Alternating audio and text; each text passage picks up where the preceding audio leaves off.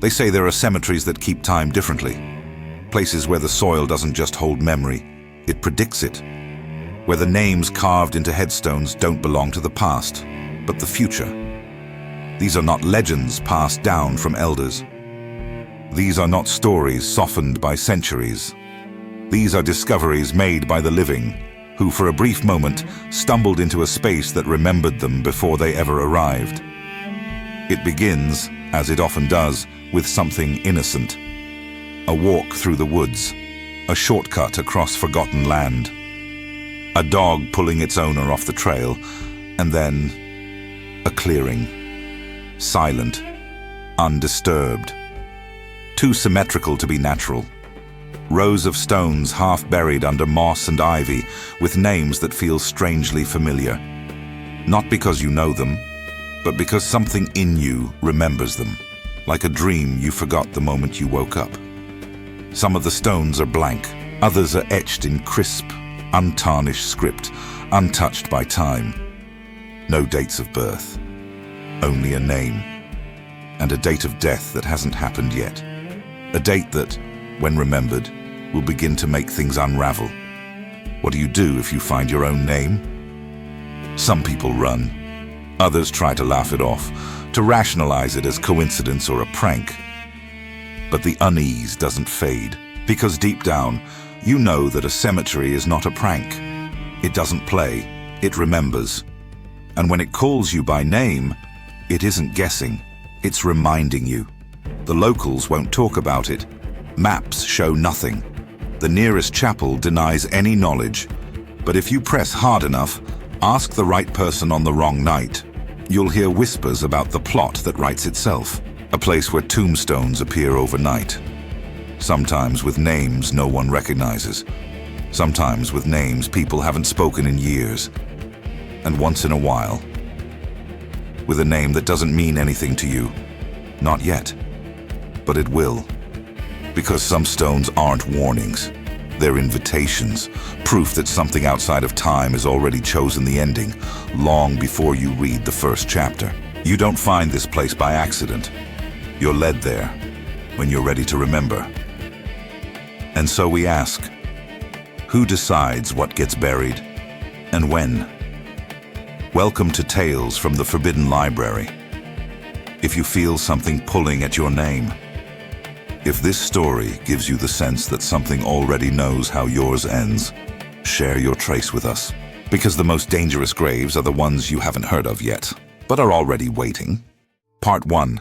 The first tombstone. That shouldn't exist. It was supposed to be a day of healing. The kind of day where a grieving family revisits the place where their sorrow began, hoping to reclaim something.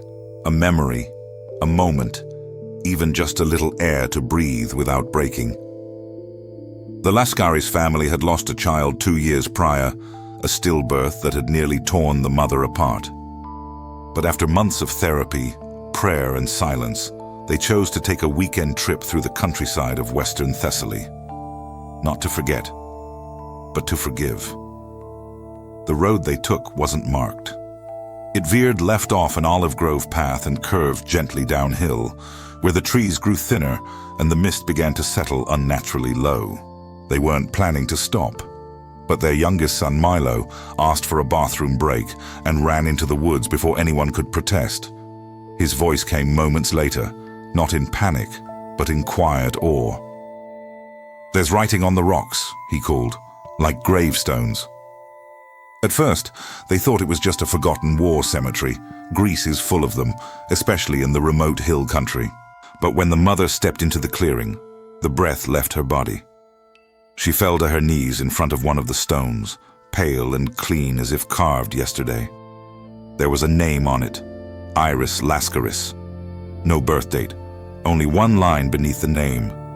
Died August 19th, 2027. The year was 2023.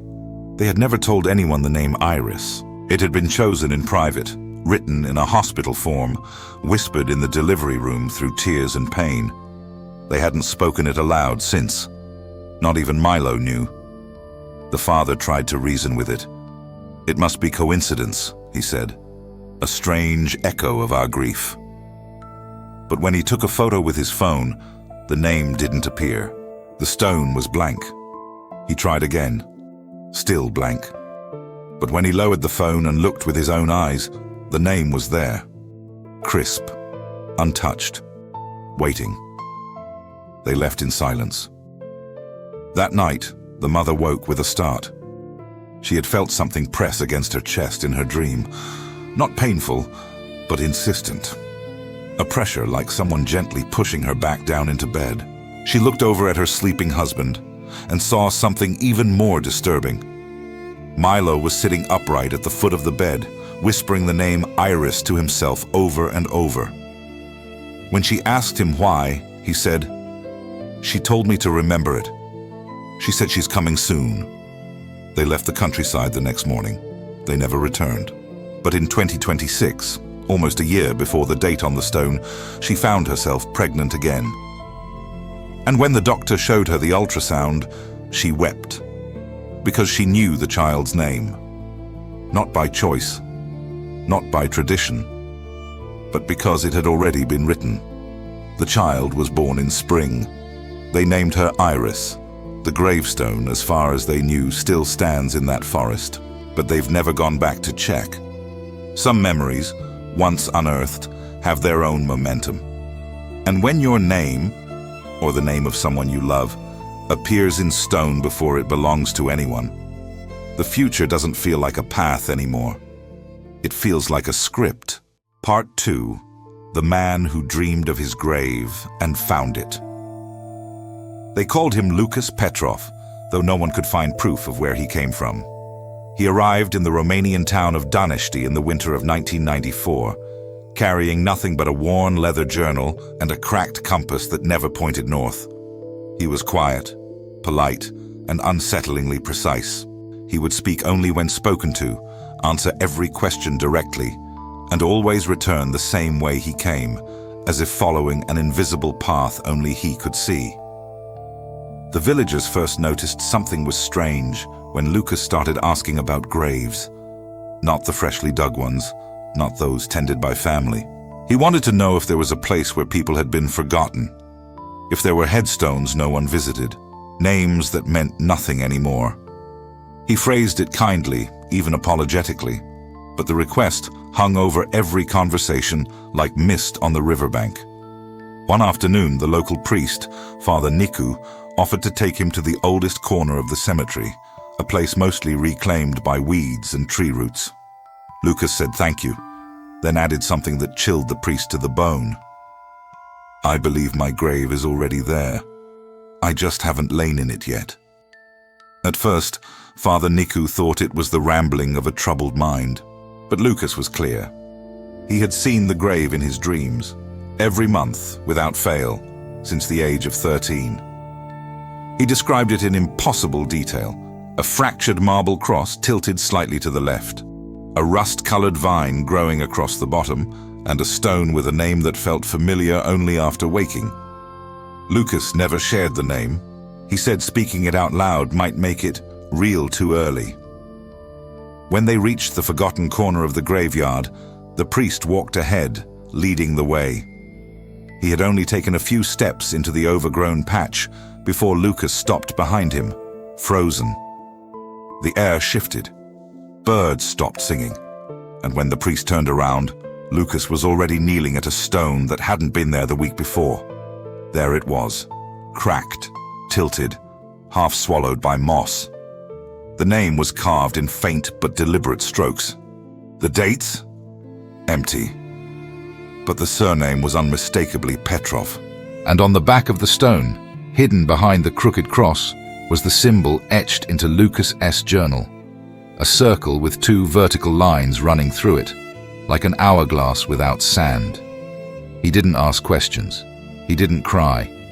He simply thanked the priest, closed his eyes, and sat beside the grave as if keeping vigil for himself. Lucas stayed in Danishti for 2 more months. He stopped asking questions, stopped visiting town. But lights were seen flickering at night from the cemetery's edge. Not firelight, something colder. Blue, almost metallic. One man claimed he saw Lucas speaking to someone who wasn't there. Another swore he heard two voices answering in unison, one calm, the other whispering faster than it was possible to speak. Then one morning, Lucas was gone. No one saw him leave. His journal was found on the gravestone, perfectly dry despite the frost. The compass was tucked inside, and on the last page, written in that same rigid handwriting, were just 3 words: buried, not dead. The priest sealed the journal away, but in the years that followed, travelers passing through would occasionally stop at the old cemetery and claim they had seen someone kneeling near the edge, head bowed, muttering a name they didn't recognize, one they forgot the moment they walked away. Lucas Petrov had no known past, no records, no family, but the grave still remains. Waiting. Part 3. The Missing, the Forgotten, and the Almost Dead. It started as a statistical anomaly. In a small border town between Austria and Slovenia, a researcher named Dr. Helena Markovic noticed something strange while reviewing municipal burial records. A section of the cemetery, one not officially mapped, not listed in the death archives, not even fenced, contained over 200 gravestones. All unclaimed, no families, no burials recorded, and, more bizarrely, the names carved into them didn't correspond with anyone currently living or dead in the registry. At first, she assumed clerical error, a historical mix-up. She filed a report, made some inquiries, and prepared to move on. But then one morning, she returned to the site and found something impossible. 3 new tombstones had appeared. Clean, freshly set, the earth around them undisturbed. Each bore a name, but none of them were people she recognized. Until 2 weeks later, when she received news from her university in Vienna. One of her students had gone missing during a solo hike. Another had vanished during a train transfer in Budapest. Both of their names had been on the stones. She went back. There were now 7 new markers. By the end of the month, 12. She tried sounding the alarm, reaching out to authorities, to churches, to anyone who would listen. But each time she brought someone back with her, the stones would shift. Some would be blank. Some would appear older. The number would fluctuate. Only when she returned alone would they reveal themselves again in full. And one morning, she noticed something even more terrifying. Her name had appeared too. Dr. Helena Markovic. Date of death, pending. Beneath it, memory revoked, body optional. She laughed nervously, unsure if it was a cruel prank or a breakdown in her mind. But that same week, things began to unravel. People stopped returning her calls. Her name was removed from the faculty listing online. Her apartment lease, somehow, no longer existed. Even her parents insisted they had no daughter by that name. But she wasn't dead. She could still see her own breath in the mirror. She could still feel the cold. She could still scream. And so she made one final entry in her journal before going back to the cemetery with a camera, a knife, and every record she had ever collected. That was the last anyone heard from her, except for one visitor, a grave cleaner named Thomas, who swears he saw a woman one evening, standing in the fog. Not a ghost, not a hallucination, but someone desperately alive, slamming her fists against her own gravestone, as if trying to break her way back in. He never saw her again. But weeks later, a new marker appeared beside hers. It was blank. No name, no date, no engraving. Just a faint indentation where something used to be, as if even the stone had forgotten what it was supposed to remember. And that, perhaps, is the greatest fear of all. Not that we die, but that one day we vanish, and even death doesn't bother writing it down. Part 4. The Book of Burials Yet to Come. It was said to be hidden beneath the chapel ruins at the farthest edge of the forgotten cemetery. No one could recall who built the chapel or why it burned. The foundations were scorched stone. The altar collapsed inward as though gravity had changed its mind. Moss had claimed the pews, and where the stained glass once cast holy light, vines now strangled every opening. But beneath it all, through a stairwell uncovered during an unrecorded restoration, lay a vault not marked by faith, but by fate. Inside that vault was no gold, no relic, no bones of a martyr, only a book. Large, leather-bound, sealed in iron rings blackened by time. The covers were stitched with something coarse, not hide, but skin. And when the hinges were forced open, the air thickened like syrup. Those who descended to read it claimed the silence became heavier with each page they turned. Not just silence in the room, but in their minds. Thoughts slowed, memories flickered, language faltered. It was as if the book itself wanted space to be heard. It had no title, no author, but it was filled with names, not scribbled like a guest book or organized like an archive. Each name was handwritten, etched in dark red ink that never faded. Next to every name, a date. But not all the dates had passed. Many were months or years ahead. Some were only days away. The first scholar who found it believed it to be a list of prophecy, perhaps a monastic death registry, a divine experiment. But when he searched for the names, he was startled to discover some were still alive. Briefly, every name he investigated, every person contacted, died before the end of that week. One was hit by a train crossing. One slipped in the bath. Another, a teenager, simply vanished during a school trip. Their bodies were never found, but each time their names were crossed out in the book. Not with a pen, but with something more violent, as if the ink itself had recoiled. A second researcher, more skeptical, tried to test it. He added his own name in a blank space. He died of cardiac arrest 12 hours later, 34 years old, no pre-existing conditions. The book was taken deeper underground, locked in a lead-lined box, guarded, forgotten, or so the order claimed. But recently, whispers have emerged of a page being torn out, of someone stealing a fragment and carrying it into the world. Some say it was a desperate parent trying to save their child. Others say it was a cult leader who believes reading a name aloud delays the death. But the strangest rumor of all is that someone found their name twice in the book. Once, crossed out, and once, still waiting. Because perhaps some people die more than once. Once in body, once in memory, and once in fate, and only the last one matters. Conclusion.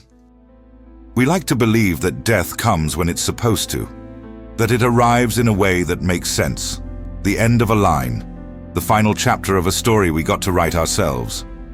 But what if that's a lie we were told to stay sane? What if some stories were already printed before we ever learned how to speak? There is something deeply unsettling about the idea of finding your name where it doesn't belong, carved in stone, etched in ink, whispered through dirt. A name should be a symbol of identity, a badge of life. But when it shows up in places meant for endings, something in the soul recoils. We tell ourselves it's a coincidence, a mistake, an urban legend. But cemeteries don't make mistakes. The truth is, these places, these impossible graveyards with names that haven't happened yet, don't care about our comfort. They are not trying to scare us. They're not even warning us. They're remembering us before we're gone, before we're even known. And if they're remembering us, it means it's already happened. Some will say these stories are metaphors, the grieving mind trying to make sense of senseless loss, the subconscious playing tricks with names and places. But that doesn't explain the missing people.